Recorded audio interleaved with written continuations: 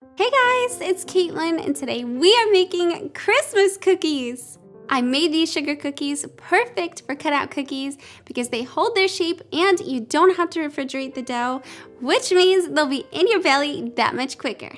I'm also going to show you how to make royal icing so you can decorate your cookies just like this. And stay tuned to the end to see my Christmas cookie decorating tips and tricks. First, we're going to preheat the oven to 350 degrees Fahrenheit. By the way, most of the tools I used in this video I purchased from Amazon, so if you're interested in something, I'll leave the links in the description box. We're going to cream together 1 cup of granulated sugar and 1 cup of butter. If you're dairy-free, you can use plant-based butter.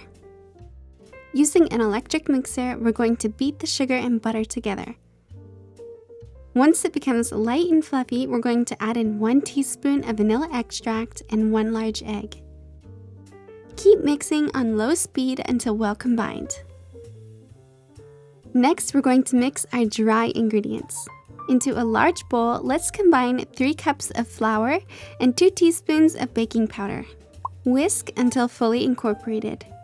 Next, let's add our flour mixture to our cookie dough. We're going to add it in a little bit at a time, mixing in between additions until fully incorporated. Your dough will look shaggy but come together when squeezed like this. Press the dough together with your hands and set it aside. We're going to sprinkle some flour on a large clean surface and prepare to roll out our cookie dough. Cut the cookie dough in half to make it easier to roll out. And begin rolling the dough to a 1/4 inch thickness. I always use my pastry scraper with the measurements on it to measure out the thickness. Once your dough is rolled out, it's time to break out those cookie cutters. Here's a tip: if you dip the edge of the cookie cutter into some flour, the cookie dough won't stick to it. Now begin cutting out your shapes, transferring the cut cookies onto a lined sheet pan.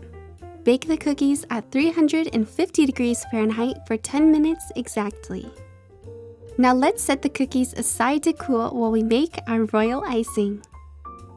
Royal icing is very simple to make as it's only 3 ingredients: powdered sugar, meringue powder or egg whites, and water. Both ways create a stable icing that hardens as it dries on top of cookies. So it's just up to what you have on hand or what you want to use. In a large bowl, combine 2 pounds of powdered sugar with 3 tablespoons of meringue powder. If you're not using meringue powder, you will use 3 egg whites. When using meringue powder like I am, we're going to be adding a 1/2 cup of water.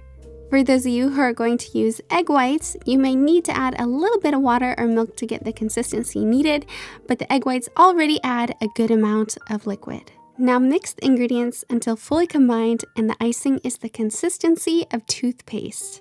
If you need more water to get there, go ahead and add a little bit at a time. This toothpaste-like consistency is what we use as piping icing. It is stiff but still flexible and will create a border for the icing to stay within, so it doesn't run off your cookie.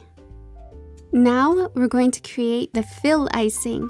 This is the icing that will fill the area between the piped outline. And it's made just by adding more water to our piping icing. The amount of water you add will be different depending on what you use, so it's best to just go by consistency. The consistency we are looking for in a fill or flood icing is what is called a 15-second icing, meaning it should take 15 seconds to flatten out any lines or bumps. As you can see, I'm demonstrating here. Keep adding water until you reach this consistency. This will ensure a smooth layer of icing on top of the cookies. This is when you'll add your food coloring. I like to use natural food dyes as I like to avoid synthetic dyes like Red 40.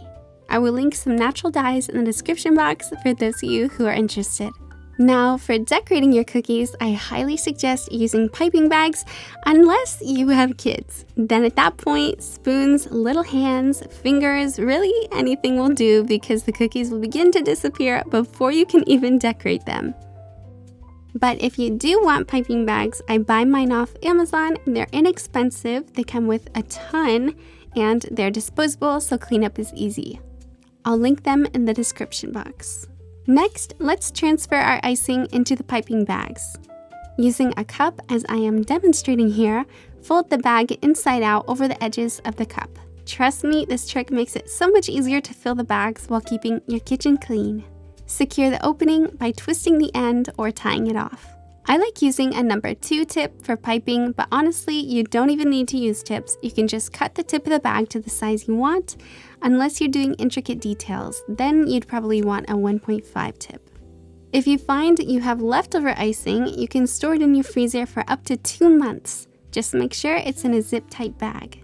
Now, my last tip is going to be on sprinkles.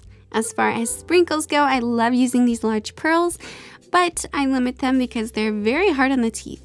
I just use them in this video for looks, but I wouldn't recommend using them if you're going to be making these for kids, as it could damage their teeth. But honestly, it could even damage your own. Nobody wants to lose a tooth over a Christmas cookie. Enjoy these delicious Christmas cookies. And there you go, that's how you make my easy Christmas cookies. I hope you guys enjoyed this video. If you did, hit that like button and let me know in the comments if you guys plan on making Christmas cookies with your family. Check out more videos over here and subscribe to my channel if you haven't already. I love you and I will see you next time.